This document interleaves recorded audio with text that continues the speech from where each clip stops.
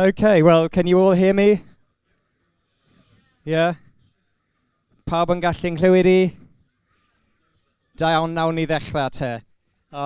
Thanks for coming to the session. I'm going to talk in this session about Welsh, the challenge and rewards of learning a minoritized language. Faint o'ch chi yma sy'n siarad Cymraeg neu sy'n wedi astudio tipyn bach o Gymraeg? So, yeah. Da iawn, so mae rhyw 5 neu 6 ohonoch chi. There's 5 or 6 of you, so if you want to chip in at any point, please do. But having said that, I was a bit surprised, how much opportunity I've had already to speak Welsh. But these are issues, of course, which range far beyond one particular language. And Welsh is only one of an example of numerous, what I've called minoritized languages. But I want to explore a bit too what we mean by that term. What's the difference between that and a minority language, or that and an endangered language? Simon was talking about quite a lot in his presentation this morning. So first of all, though, I thought I'd start with a little bit about myself, just a brief introduction. Here I am. Basically, I am of Welsh ancestry. I grew up, though, in a monoglot environment in Yorkshire, in the north of England, and became very interested in languages. And I've got a Welsh name, Gareth Popkins, Gareth ap Hopkin, if you like. And when I was in my late teens, I started to learn Welsh, and that's something I've kept doing ever since. And I eventually wound up, my specialist area is Russian history, and I actually wound up eventually lecturing in the university in Wales about Russian history, all about the Tsars and Stalin and so on, through the medium of Welsh. So sometimes a lesser used language can open unexpected opportunities. Certainly wasn't something I'd anticipated at the beginning. So they say in Wales, mae I bob pregeth dda tri phen. Every good sermon has 3 main points. They also say tri chynnig I Gymro. So a Welshman's entitled to 3 attempts. So you can, if at first you don't succeed, don't give up. So my talk is therefore in a very Celtic way, split into 3 sections. First of all, what I want to do is just say a little bit about the language from the outside, if you like. How many people speak it? Where's it come from?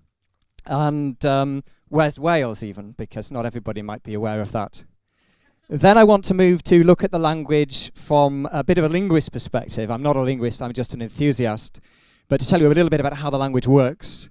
And in this particular audience, I think that's going to be interesting. People are making comparisons all the time. We had a good session about phonetics this morning, and there were things about fricatives and so on, and I've been sort of boning up a little bit about that. And then finally, I'm going to talk about the problems or strategies that you might want to apply when you're learning a lesser used or minoritized or endangered, there's some overlap in the terms, language. To an extent, they're things which are common to all language learning. There are perhaps differences in emphasis, extra questions, extra tactics that you might want to deploy, which I think we can discuss, and then hopefully in the discussion you'll be able to give me your views as well. So, Wales. One of the things which Brits often get a bit irritated about, particularly if they come from Wales or Scotland when they're abroad, is the tendency of many people in other language groups to refer to England, Anglia, whatever the word is, meaning of all of the countries in the United Kingdom. So a very brief slide. This will be very familiar to some, but perhaps not to all in my experience. We've got 2 islands, 2 big islands, Great Britain and Ireland. So that's the geographical description. We've then got a state. We've got several states, the biggest of which are the Republic of Ireland and the United Kingdom of Great Britain and Northern Ireland. And that's my country in the political sense. And within that, we've got 3 different countries, England, Scotland and Wales, and then you've got the territory of Northern Ireland, which is obviously a different subject. So Wales is on the island of Great Britain, the smallest of the 3. We've got about 63 million people, and in Wales about 5%, about 3 million people, so it's 5% of the population. And it's this area here, many of you will have been, and so that's where Wales is. And Wales was united with England formally, well, over a long period of conquest during the Middle Ages, but under King Henry VIII in the 16th century. And by the beginning of the 19th century, the last vestiges of separate political structures in Wales had disappeared with the Welsh Courts Act, which abolished the final courts. And it was just entirely integrated into England until the end of the 20th century, when slowly political identity started to re-emerge and a National Assembly for Wales was set up in 1999. So that's the country. Enough of that anyway. So, croeso i'r Gymraeg, welcome to Welsh. That's the Welsh flag there. It's, I think, a pretty cool flag. Unfortunately, not to be seen waving at the World Cup at the moment. But next time, I'm sure. Yeah, next time, I'm sure. It's the red dragon, which is the symbol of Wales, or one of the symbols anyway. So, o ble daeth yr iaith? Where does the language come from? Well, the language is an Indo-European language. It's in the Celtic group, as most of you here will know. And that Celtic group splits off into two subdivisions, if you like. There's the Goidelic, the Q-Celt and the P-Celt groups. And one developed from Goidelic, and that's where Irish and Scottish Gaelic and Manx have come from. And then the other group is the P-Celt, which is Welsh, Breton, and again, Simon was talking this morning about Cornish, which is being revived. So, and Simon also mentioned that apparently if you speak Irish, you can probably understand quite a lot of Manx. It's not the case between Welsh and Irish. You can't really understand anything at all.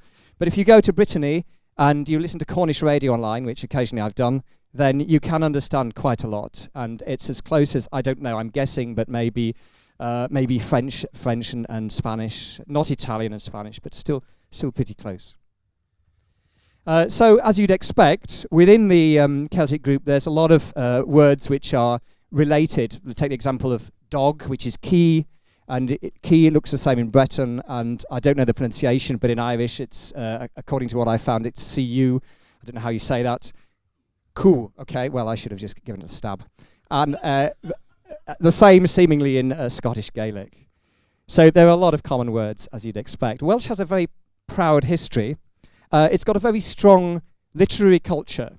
This is a great advantage to the language. If you compare, for example, the Basques, who didn't have and have had to have a whole different questions and debates within their literature, as I understand it, because they didn't have that heritage. Wales has, in many ways, an older literary tradition than English, and it stretches back unbroken for 1,500 years. Incredible richness of medieval, particularly poetry. And the Welsh poets played a very important role in Welsh society in the early and in the medieval period and the early modern period, with a standard, a very formal literary language. There was also a strong legal tradition all the way through, using a separate system of law, all the way through to those Acts of Union by Henry VIII in the 16th century.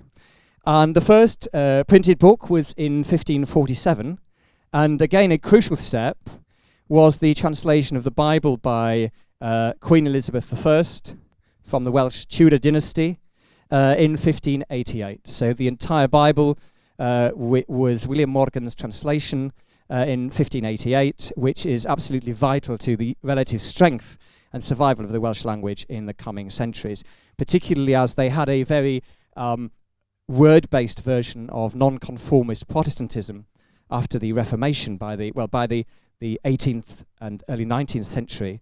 And by 1760, it may well have been the country with the highest level of literacy in the world. That was in Welsh, and it was thanks to the so-called circulating schools where people would go around and teach the language to read the language to the population, which was at that stage almost exclusively, except in some of the towns, monoglot Welsh. And there was also a strong pre-industrial popular culture. But there were clouds on the horizon, because due to the Acts of Union, the language had become what is called a minoritized language. I just wanted to pause there and explain what I mean by that. A minoritized language is one which has been driven from public use, or whose use is not recognized or supported by the state. The state typically would work through another language and may well see its goal as the spread of this language to the exclusion of other languages. And this is a common experience in the early modern and modern periods in Europe and, of course, elsewhere.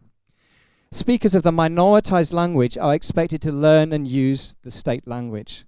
That's still really the case today in Wales. Speakers of the state language, however, are not expected to learn the minoritized language and often view it or them at best with a patronizing condescension or at worst with outright hostility. And a language can become minoritized even though it remains the majority language of the country, which was the case in Wales until the end of the 19th century. Although then it can end up in minority status, which also happened in Wales just in terms of numbers, while still being minoritized. Then, of course, you've got the question of endangered language, which is maybe more to do with the number of speakers altogether. And Welsh is not usually put in that category. And this process of pushing Welsh out of many domains in life began in the early modern period with those Acts of Union, and particularly the language clause, where Henry VIII said, remember now that most of the population only spoke Welsh apart from the English settlements in the towns, mainly around the coast, from the period of Edward I in the Middle Ages, and the big castles which are still there, great to go and visit. And he said that if you wanted to hold public office in the courts or in royal administration, county administration, then you had to do that through the medium of English. And this encouraged and accelerated the process by which the elite in the society, the gentry, anglicised, and that very much weakened the long-term prospects of the language.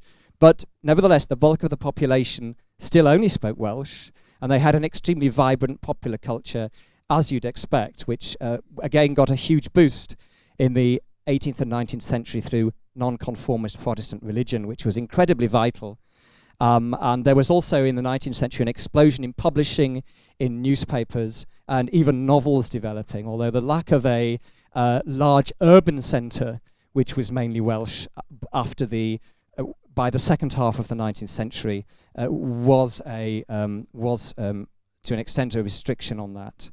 And then, again, as Simon mentioned, from the 1870s onwards, there was compulsory education in English, which was probably the major disaster, really, if you think it's a good idea to keep the language strong. And so then, later on in the 19th century, the Industrial Revolution came along, and Wales played a leading role, extractive economies, new technologies being developed. And that had an important role in keeping the Welsh in Wales. Unlike in Ireland, where there wasn't so much of an industrial revolution, people left to come to work in Britain, or they went to the United States, those who'd survived the famine. The Welsh migrated internally, and they moved from Ceredigion and from the north and the west down to the Welsh coal fields and iron fields in the south. Swansea in the south was the largest copper producer in the world.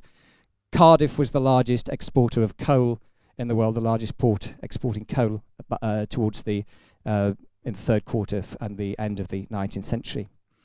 But those areas also sucked in huge numbers of migrant workers from England, from Ireland, and from further afield. And so you didn't get a dynamic, urban, Welsh-speaking middle class developing, in contrast to the situation that you had in Bilbao, say, in the Basque Country, or in Catalonia. So Welsh did better perhaps in the 19th century than Irish, but not as well as the minoritized languages in the Spanish Peninsula. Then in the 20th century, of course, Anglo-American mass culture took off, which was very attractive, and most films, radio and television were in English, and if not from England, from the United States. And there was a lot of effort and campaigning to get the BBC, the British Broadcasting Company, to use Welsh in radio at all, and then similar with TV. But there was a very British mindset among a lot of the Welsh in the 19th, early 20th century, because they saw themselves as the original British. And the word British comes from Prydain, which means Britain in Welsh. And originally they had, under the Romans, they lived in the whole of the territory, and that many saw in their mythology as well. The Tudor conquest in the 16th century of England, Henry VII, Henry VIII, Elizabeth I, these were Tudor kings, Tudur, Harry Tudur, Henry VIII. They were seen by many of the Welsh people as the Welsh reconquering the whole of the island. So this is a magazine from 1862, when there was a very, very vibrant Welsh press developed. It's called y Brython Cylchgrawn Lenyddol, The Briton, a literary magazine. It has on the top the famous three feather symbol, which is a symbol of the the English monarchy, really, the British monarchy, the Prince of Wales, was traditionally the oldest son of the English monarch. But of course, in the Middle Ages, there had been independent Welsh princes. So this, in a way, was a symbol to those of more national persuasion in Wales of Wales's subordinate status, this three-feather symbol. But in the 19th century, there wasn't that much consciousness of sort of political nationalism, and people were very attracted to what was on offer from London, from the British Empire, and many were very keen to participate in all that, and that encouraged Anglicisation. There was a strong identification of the elite and the masses, I think, with the British Empire. And then when the labour movement developed too, the language of the labour movement was mainly English. There's an interesting pattern to notice that when you have in political cultures a labour movement and a national liberation, if you like, nationalist movement, the order in which they develop can be quite important. So in the Basque Country in Catalonia, you had the national movement merely developing before the labour movement. Therefore, the labour movement tended to form within those structures. Whereas in Wales, because Wales was so industrially advanced, Britain was the most advanced liberal society in the 19th century, you had trade union rights developing and a very strong labour movement within the context of the British Empire. And the political nationalist movement in Wales only developed in the 20th century, effectively. So it already then was marginalised and was seen by many progressives as something which was a bourgeois nationalism, which was distracting from the main task of improving the rights and living conditions of the workers. So there was then immediately a conflict instead of the two working together. So Welsh then became, from having been minoritised from the 16th century, it moved to becoming a minority language. How did that happen? When did it happen? It happened in the end of the 19th century, and it happened through waves of migration. I've mentioned those in the Middle Ages, deliberate plantation by the Plantagenet kings in the 13th, 14th century, and then in the 19th century, huge influx, incredible energy of workers coming to search for jobs, because South Wales at that time was really the Shanghai of its time, if you like, and was pulling in huge numbers of workers, particularly from Ireland and England, but also from Europe, and it was very international. And some of the valleys in South Wales were there was very strong communist. The Rhondda Valley was known as the Red Rhondda. There were very strong communist syndicalist movements. And so it was extremely vibrant and drawing in a lot of people. But that obviously then weakened the language, because initially with this internal migration, you've started to see a bit of a language shift in favour of Welsh, like you see happening in Prague in the 19th century, which switches from being a German-speaking city to a Czech-speaking city. And you see the same thing happening in Budapest. But in Wales, although that sort of started to happen, because there was such a massive influx of many, many numbers, and because the bosses and the capital was all within English culture, eventually then that also made the Welsh a minority, the Welsh speakers a minority in the south. And out-migration as well. As the economy collapsed by the 1920s, the interwar period, things go into reverse, and it becomes a byword, South Wales industry for depression. Agriculture, a mainstay elsewhere, is also collapsing, mechanising. So there are far fewer opportunities, and people are starting to move out of Wales in great numbers. And so you're getting a population exchange within the context of Welsh being the subordinate language, and most immigrants, because they're the majority, because it's not the state language, because they don't need to learn it, because it's not properly in the education system, not learning it. And you then get the process of language shift, which Simon also alluded to, which is what? It's a failure to transmit across generations. If you start to move below about 70% of community speaking the language, when everybody's bilingual in particular, then you will start to see the domain switching and people starting to speak and address you first in the stronger language. And you also see a collapse of key domains. I mentioned agriculture. Traditional entertainment, because that's happened everywhere, because everybody's suddenly watching TV or listening to the radio instead of making their own entertainment. Obviously a slight exaggeration. But also the collapse of nonconformist religion. This is Moriston Chapel in Swansea, a relatively recent picture. It's known as the Cathedral of Welsh nonconformism in Treforys, which is a town next to Swansea. And the Welsh chapels were extremely strong right through to the 1960s. When I first went to live in Aberystwyth at the end of the 1980s, the pubs were still closed on a Sunday. And that had been the case throughout most of Wales until the middle of the 20th century. And the last area fell, I think, only in the 1990s. There were local referendum every 10 years, and the percentages used to go down. So that's how the Welsh language became not only minoritized, but a minority language. And this is a map from the 2011 census. Every 10 years in Britain, we have a census. They started in the, I should know when, I think 1851, or even earlier. But the first one when they asked, do you speak Welsh, was in 1901, so we don't have figures before that. And you move from a situation where just under half the population spoke Welsh, many of them at that stage only speaking Welsh, through to a large drop through to the 1990s. Then there was a slight blip. Everybody in the language industry, if you like, got very excited in 2001. But we've gone back again, which has caused a lot of hand-wringing to more or less where we were in 2011. And the map, you can see the strength of the green is the percentage of speakers. And as you would expect, the influence from England, and this is, the language border has shifted over the 19th and 20th century. And the strongest areas now are in the northwest in Gwynedd. And unfortunately, a key threshold was lost in the 2011 when two large counties geographically, Ceredigion, Cardiganshire, and Sir Carmarthenshire here, for the first time in 1500 years, went to below 50% of Welsh speakers, just.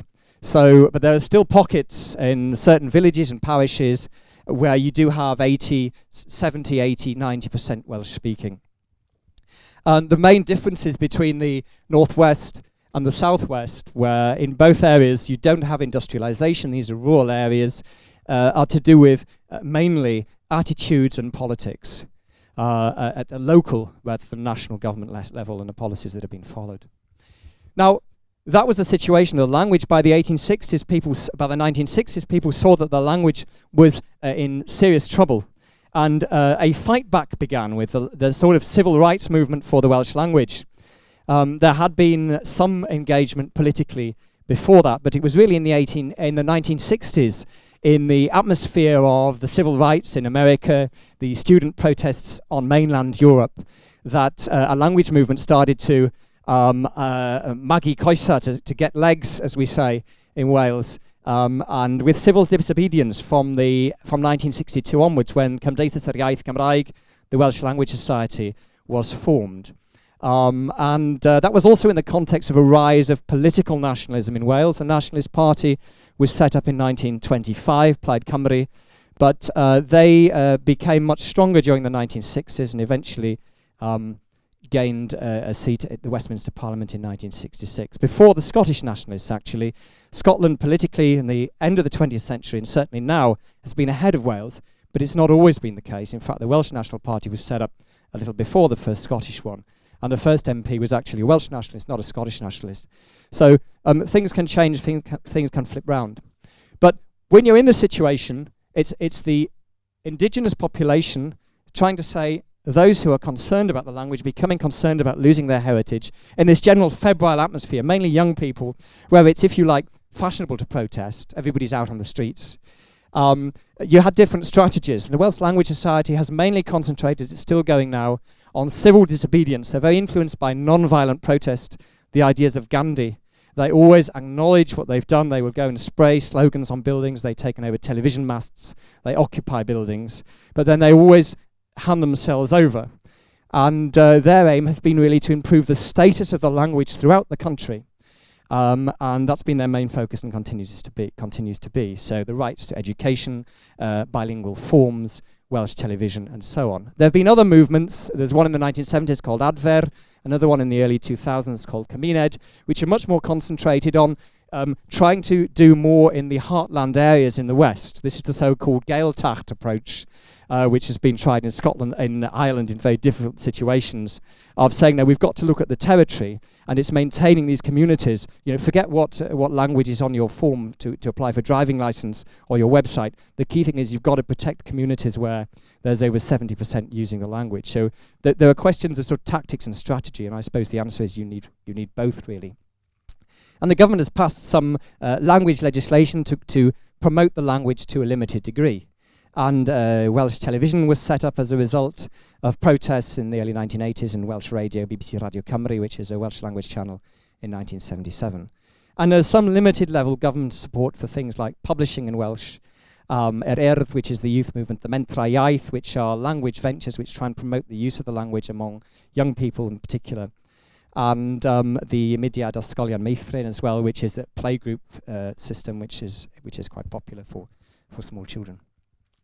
And this protest has continued, and this is a very recent photo on, I think it's the Menai Bridge between Bangor and Anglesey. And the current situation then, what's been won? Well, there's a wide network of preschool playgroups, Welsh medium schools, first one set up just after the war. Today about 20% of schools in Wales use Welsh as the medium of instruction for some or all subjects other than English, obviously English language and literature.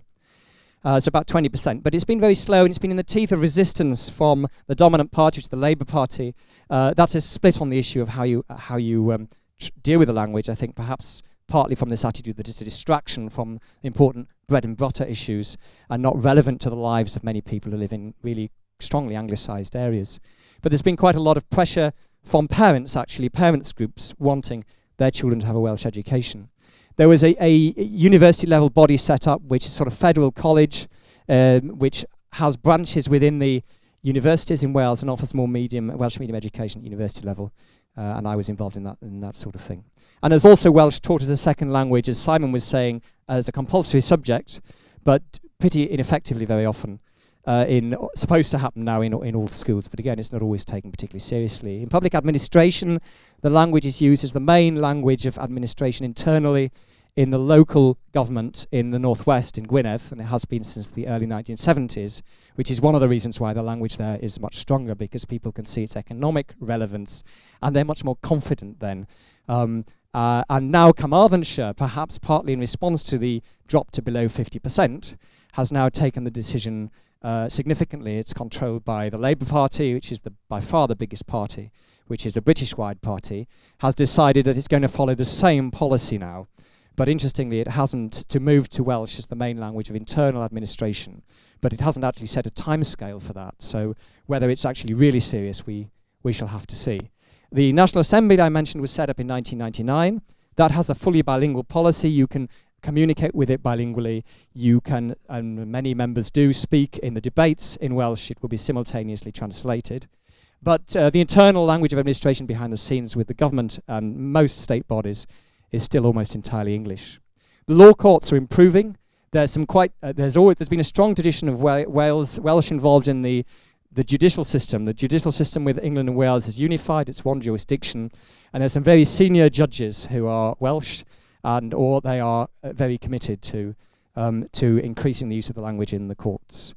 And there's some use in commerce, and there was a new Language Act in 2011, which now there's going to be limited compulsion in certain areas.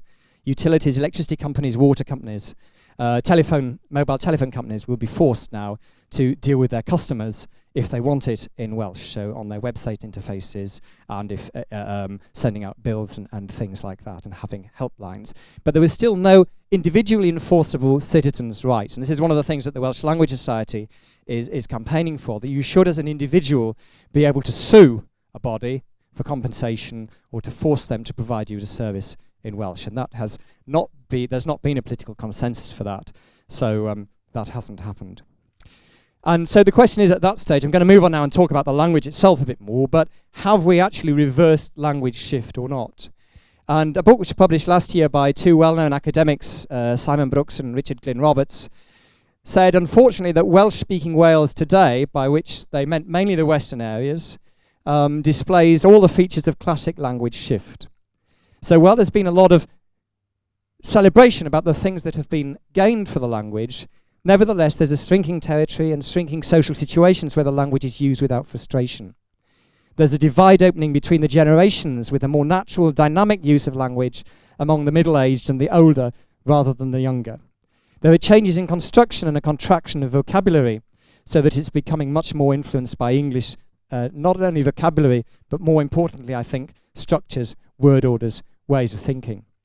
And there's a move from, the whole idea of bilingualism, which has often been a way of avoiding challenging established order by bringing in bilingualism. It's easier to do that than to try and say we're just going to operate through Welsh. The problem with bilingualism is it only works one way. It's only the Welsh native speakers who have to be bilingual, and everybody else can sail on as normal.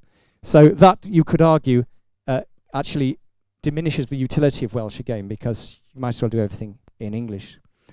And so they concluded that there's a language revival which is limited very much to the education system and is altogether superficial, without the necessary strength to reverse successfully the linguistic practices of the rest of society. So the jury's out really on where Welsh is going to go. It certainly could be in a lot of a worse situation, as the Irish language is, as the Scots Gaelic is, or as the situation particularly in Brittany is, where you've got very hostile, very centralised state government. But it could be doing a lot better, as are the Basques in many ways with their policies. But there are still, as I say, areas, if you're interested in learning, where you've got 70 or 80% Welsh speaking, or over 50%, where you will hear the language very often, and you can live your life entirely through it. So, a bit about the language and the culture itself now. This is moving more from the background to the linguistic side, if you like. I'm not a linguist, so I ask your indulgence, but I hope there'll be some interesting tidbits here for you before I go on to close with some comments about strategies when you're learning one of these type of languages. It's got a number of interesting sounds, and it's got a ch sound, which the internet tells me is a voiceless ulvular fricative. It's a ch, which is carchar, for example, which is the word for prison or jail. It's got a trilled r, so arvordir means on the coast. So it's a very trilled r sound. Not everybody uses it. The strength of it varies. What else has it got? Oh, it's got this wonderful thing which I learned from the talk this morning, what a lateral fricative is, but it's got the sh sound, this sh, where the sound is coming out at the side. It's a double L in Welsh, and apparently this is common in Europe, apart from certain Caucasian languages. I'm looking towards you here, Stas, I don't know. But Avar, I don't know if you speak that one. And it's apparently found in certain Native American languages as well, such as Navajo, and some African languages like Zulu. It's also got voiceless nasal consonants, which are pretty uncommon, although there are some examples from quite big languages. M, ng, h. And it's also got a voiceless trilled h sound, h, which somebody mentioned actually this morning as well in one of the talks. So it's got an interesting sound palette. It's not particularly difficult for, say if you're Spanish, it's got a th sound and a the sound as well. And the one for English speakers which is difficult is the ell. The ch is, you find that in Scottish loch, that sort of word I think as well. So that's perhaps not so difficult. There's an aspirated h, which for people, so if you're French or so on, would be more difficult. The stress is usually on the last syllable but one. The spelling is very phonetic. And some double letters have their own place in the alphabet. So if you use a Welsh dictionary, double F, you go G and then NG, double F, double D. So if you go into Welsh theatre, you'll find that the fifth row, is going to be double D, not E. Well, you won't actually, because they all use the English system, but you would do in principle. And what else can I say? It's very phonetic spelling, so it's very easy to learn. Once you understand that a W is the U sound, or, and it's not a consonant, then it becomes a lot less frightening. And they also use a circumflex accent for vowel length. So ton and torn. So ton is a wave, torn is a song. And accents, certainly if you're English, this is a bit suspiciously foreign, a bit subversive to actually use accents. But there you are, they've got a circumflex accent. So it just proves what a strange lot they are. Linguistic structures, interestingly, it's a verb-subject-object language. Like other Celtic languages, and I gather Semitic languages are like that too. Oh right, so someone was saying it was more of a Europeanized. Someone called Hebrew a Europeanized Creole in previous sessions, so I don't know, but we won't go after that. Right, okay, so you do see that elsewhere. It's got a very flexible sentence structure, more flexible than English. You change the word order for questions, you do in English as well. It's got a very rich verbal tense and mood system, similarly more complex in fact than English. It has a sort of periphrastic system which is used very much in speech with the uncanny, so that's to be, and then you have this particle n, and then you put the unconjugated verb noun singing, so I am singing. And there is a theory, I gather, that this explains the ing, the verb to be and the ing ending in English has been borrowed from the Welsh and then the verb and flipped over, because apparently English is the only Germanic language which has this structure, although of course in English it's used for something else, it's used for the continuous tense, whereas it doesn't signify time in Welsh. Generally you can use both methods of the verb for the same tense or mood in Welsh. More structures, yeah, it's got masculine and feminine, which are indicated by this mutation at the beginning of the noun. I'll explain about mutations later on. So the word for the doesn't change, it's not like daddy, das or le, la. It has many plural forms, and they are, something you've got to learn at the beginning. It also has a collective and singulative. So it's got gwallt, which means hair in general, and gwelltyn, so the ending comes on for one hair. And similarly, moch, which means pigs, and mochyn is a pig, but the basic form is the collective. So where it's used to create other words like cig moch, bacon, literally pig meat, you use this collective noun. It also has a dual, which I think you get still in Slovenian, so you have the word dwilo, which means both hands, and you've got davis, which means 2 consecutive months, as opposed to dau vis, which means any 2 months, yeah. And then there's dyflwydd, which means 2 consecutive years. Mae hi'n dyflwydd oed, she's 2 years old. And it's got a counting system based on 20s. I always thought this was the basis of the French system, but somebody was explaining yesterday, actually came from Denmark, that it was a professor. It is, so he was wrong, was he, the professor from, yeah. Right, okay, well that's what I'd always thought. So it's in 20s, they have this in Basque as well. I just started learning Basque, it turns out. So, for example, 75 would be pump ar ddeg ar drygen, which is literally 5 on 10 on 3 20s. So it can be a bit of a nightmare for mathematicians. Somebody invented a simpler system, which is what most people would say, 75, which is 7 10s 5. Of the younger people who've been educated in maths through the medium of Welsh, they'll use that system. It's much simpler. The old system is still used for giving your age, for example. So up to 12, basically, it's often still used, months of the year and things like that. Yes, so you think it's a generational thing, yeah. And then it's got mutations. How many of you have learned any Celtic language at all? Right, so quite a lot of you. And then you'll all know about mutations, which is basically the change of the beginning of the word rather than the end of the word. And so consonants can soften, they can become nasal or aspirate consonants, depending on, that's a table of the changes. They're all things, if you went to the phonetics talk earlier on, where you can see these sort of scientific relationships to do with the shape of the mouth and so on. There isn't another slide on that then. I thought I got a slide explaining when it's used, but it's used before the article. Adjectives can change after a feminine noun. The adjectives mutate after certain prepositions, and then a certain structural things. An object of a conjugated verb mutates. You mutate a phrase of an adverbial phrase of time, things like that. So it can the mutation, the change of the letter at the front, can actually carry quite a lot of meaning. I always think it's slightly harder than learning German, which is difficult enough because you've got a split second less because you've got to put the change at the beginning rather than at the end. But I'm sure really that if you're relying on that split second, then you're already lost anyway, or you're not quite there. Vocabulary, the base is still largely Celtic, and that's true for even words which are often Latin in other languages. So cenedl is nation, cenedlaethol, national, gwlad is country, gwleidyddiaeth is politics, diwydiant is industry, diwydiannol, industrial. And many common Latin borrowings too. So angel for angel, cyllell for knife, ffenestr, which is window. And then it has borrowings from Older Middle English, Old Norse, Irish, Norman French. Numerous borrowings, of course, from contemporary English. But it's also very good at generating new words. And many words coined in the Enlightenment, as they were elsewhere in Europe. It's very common in German or in Russian. And it's also generated a whole new computer and internet vocabulary, which didn't actually exist when I started learning.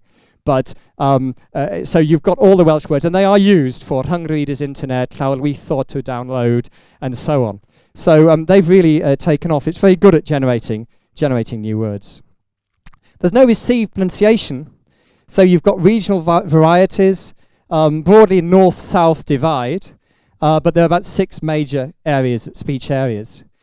Some say there's difficulty in comprehension between the north and the south. I think this is very exaggerated, and I think it's explained mainly by political and psychocultural explanations, but also by the fact that everybody has their common language of English, so nobody has to make the effort, and they're actually used to speaking with people they don't know in English. So you'll hear stories like, oh, you know, my granddad was in the trenches in the First World War with a guy from North Wales, and they had to speak English to understand each other. Well, you know, we could talk about that afterwards, won't go into it now. But there is a standardized literary language, which is an advantage which we haven't had in Cornish, as Simon mentioned, which you haven't had until recently in Breton either, where they've had to take steps to create the unified language.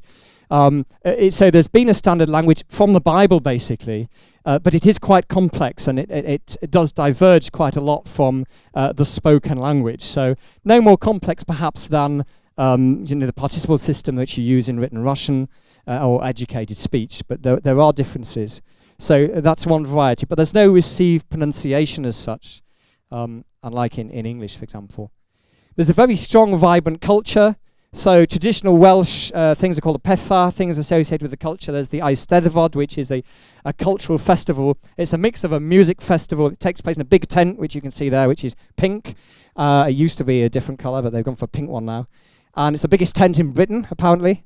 And it moves around Wales each year, and it's in the summer, the first week of August. There are poetry competitions, singing competitions, literary competitions, with a crown awarded for the best poet and a chair for another poet, elaborate carved chair, which is like a throne. And you have all sorts of stalls with different companies and groups and clubs and societies setting out their stall, and everyone's in the pub and so on, as there are gigs, bands, theatre and so on.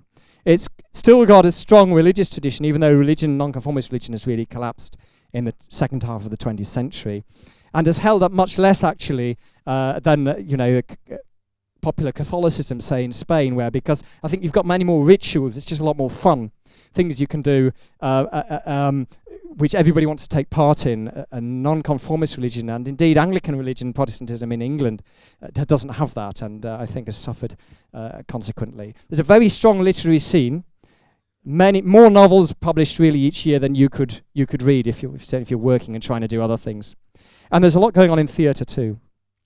There's a rock scene, pop music. There's a new radio, a few clips of Twitter feed in Welsh here. This is a new radio station, Radio Becca. It's about to start up in Carmarthenshire, South-West Wales. Yeah, there's the mass media. So you've got Radio Cymru, you've got some use on local radio, other local radio.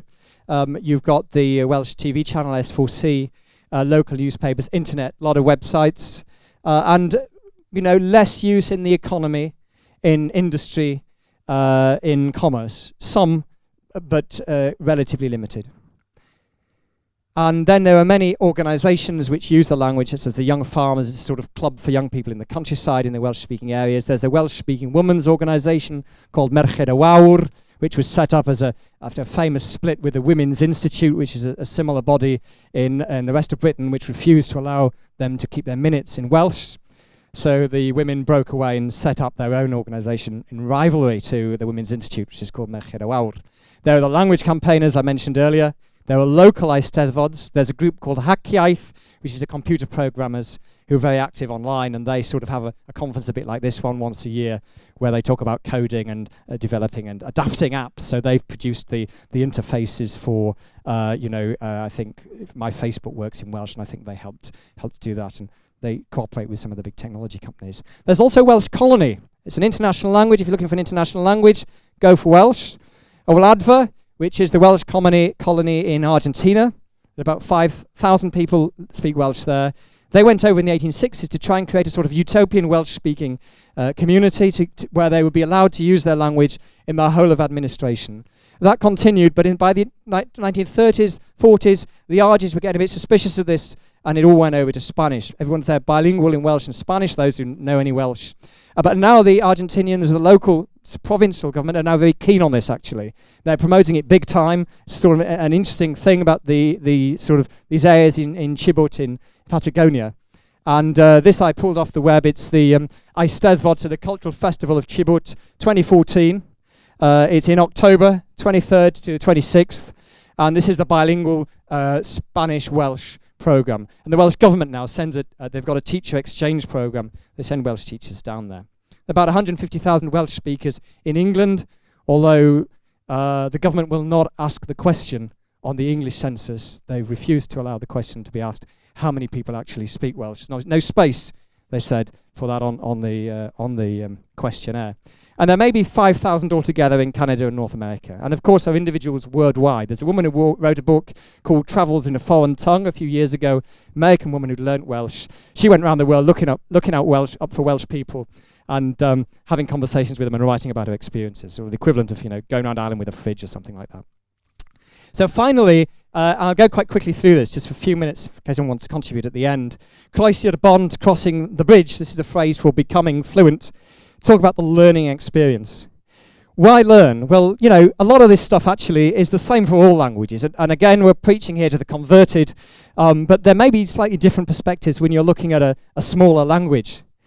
Experts agree, of course, that personal motivation is key for language learning success, and you're certainly going to need that if you're not going for an obviously big language.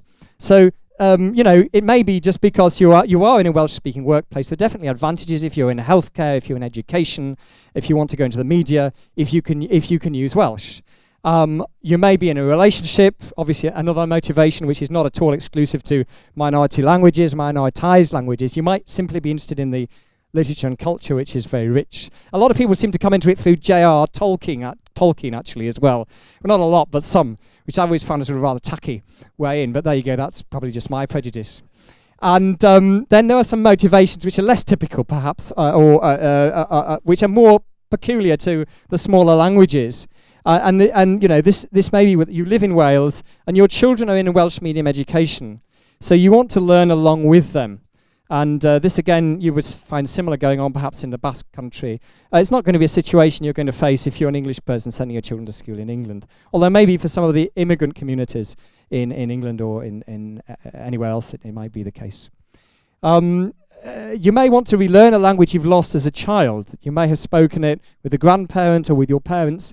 Some kids get to about sort of 8, 9, 10, they refuse to speak the minority language. They sense that this is not the cool thing to do. Some parents persist through that phase. Others give up, and then the language changes. And when I was learning, I was in a class with some people who'd done this. They were kicking themselves now, 30 years on, 20 years on, that they had, through their own stubbornness as kids, just, they didn't want it. It was something, it was freaky. They wanted to be like everybody else. And that, again, depends on the percentage in the community. If you're in a very Welsh village, they'll still speak Welsh in the playground. If you're in an anglicised area, they won't. They'll use English. You may want to be regaining a language, or you might be recovering a family or national identity, which I suppose for me was something, because my grandfather was a first language Welsh speaker. My father can't. So I always point to him now and say he's the weakest link, and that 1,000 generation of Popkinses spoke Welsh, but only he, you, Dad, don't actually do it. So don't let me make you feel bad, though. This can actually unleash quite powerful emotions, on all sides. People can get very, very emotional when they're relearning a language, when there's that context. Materials, all I want to say here is that there's a lot more than there used to be.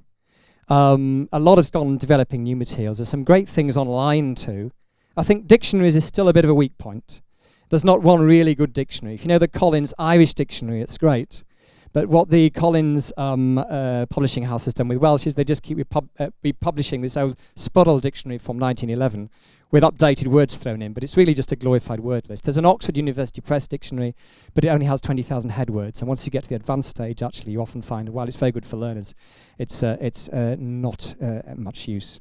There are language centres. There's Nant Gwrtheuyn in North Wales and the Llŷn Peninsula. You can go and live, you can have a nice holiday, you can learn Welsh. There are various other courses, and there's some great stuff online too, which we can talk about later. Now, what about added obstacles then when you're learning minority language? One is the utility question. Everybody speaks English, Maybe there's limited economic use. People find themselves asking that. Not this company, perhaps, but in the community.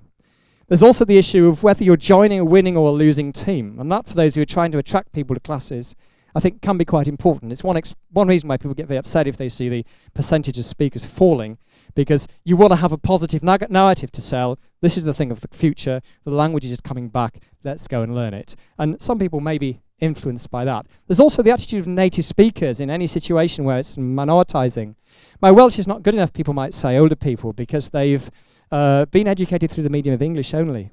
And they are only confident, they don't speak a sort of sufficiently literary Welsh, they feel. In fact, their Welsh might be extremely strong, extremely idiomatic, but they don't feel confident enough and they're a bit shy of using it. Or there's this idea that it's an ethnic, not a civic language, and it's been used in networks, and some Welsh people aren't used to using the language with outsiders. So you have to come across and maybe find ways to overcome those barriers. And then there's also the insecurities of the non-Welsh speaking Welsh. And again, Simon alluded to this earlier on. Some people, had bad experiences. They feel resentful that some speak Welsh. They feel inferior because they don't speak Welsh, or they overreact, or they think, why are you bothering with that? Or what? Not everybody. There are a whole range of attitudes. But the phenomenon of the anti-Welsh language Welshman is very much alive. If you look in the news, in the letters pages of the local press, you'll find that something you don't have. You don't really have an anti-English language Englishman. You don't really find that. You find that very often in Wales, and that can be quite draining, I think, for learners, because you're putting in a lot of effort to do something which people are disapproving of. And then just strategies. Wenglish is always an option. This is positive. Everybody speaks English, so when you're starting, you can just throw in English words, and you can keep the conversation going.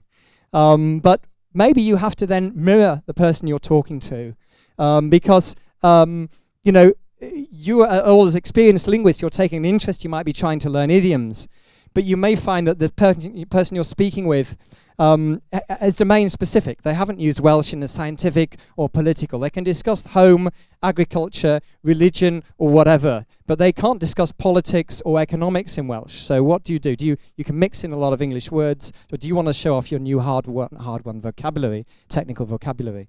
Most people will. You have to decide what you're going to do there, because you don't want to, think that you're trying to show off to the people you're speaking with.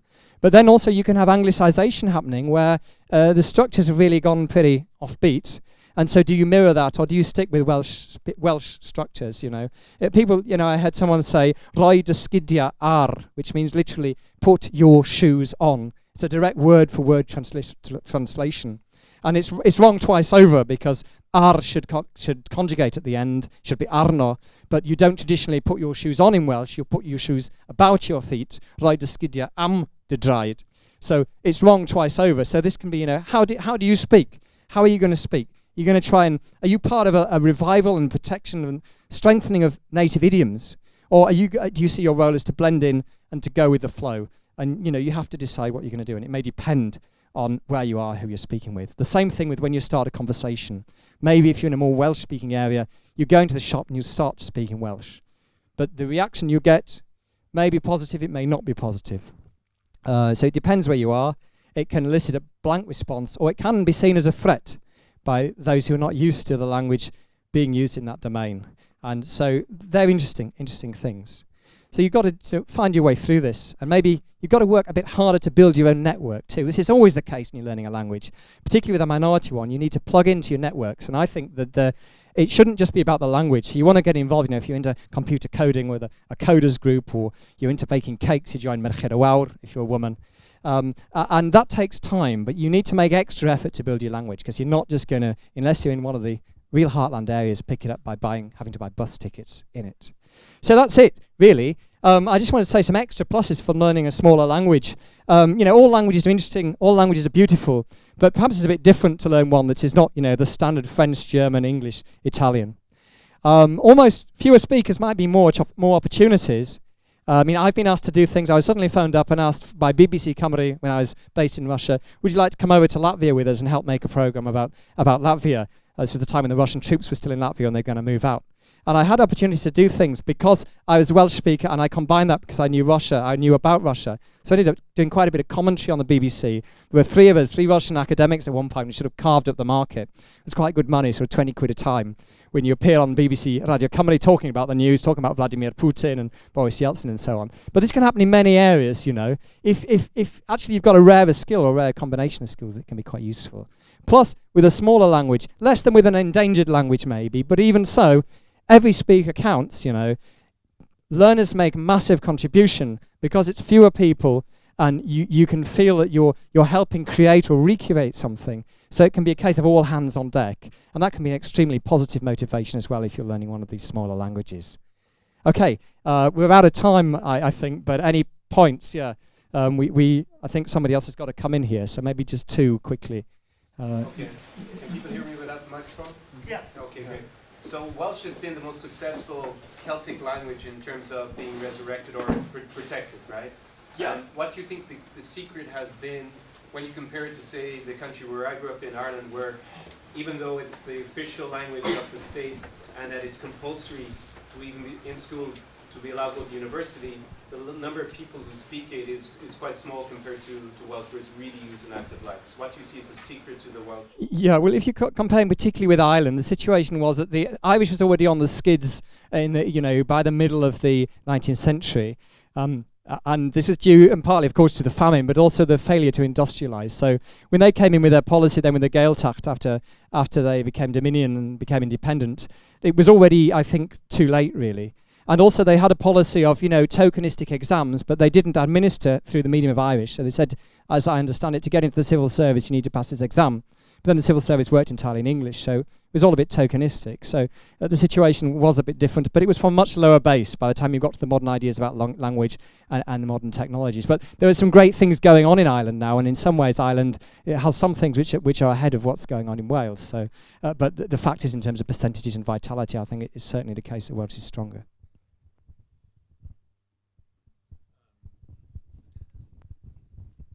Along the lines of what you were saying about the rewards of learning Welsh or another minority language, I learned Welsh 4 years ago with a course online called Say Something in Welsh, and it's been, I always found people in Wales very, very welcoming when I tried to speak the language with them, and I talked a couple of times in Radio Cymru and Espedorec and other programs, and I'm from Argentina, but not from Patagonia.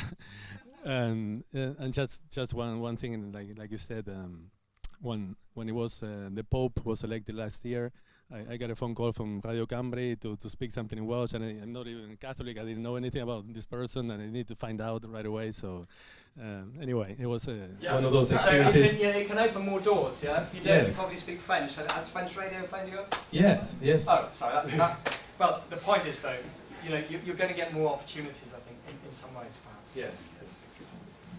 Okay. Yeah. Yeah. Okay. Right. We better stop. Can you give some examples of the Welsh language, like to speak, like for maybe 30 seconds, so I can like hear it? Wel, ie, mi ddechreuais i trwy siarad Cymraeg, so dyn ni'n gallu siarad yn Gymraeg wedyn os ddech chi moyn. Iawn? So, nes o blaen, nawn ni siarad yn Gymraeg, neu geidio marfer. He said if you want to speak to him later in Welsh, you can. But I just wanted to hear. Okay. Right. Well, thank you very much anyway.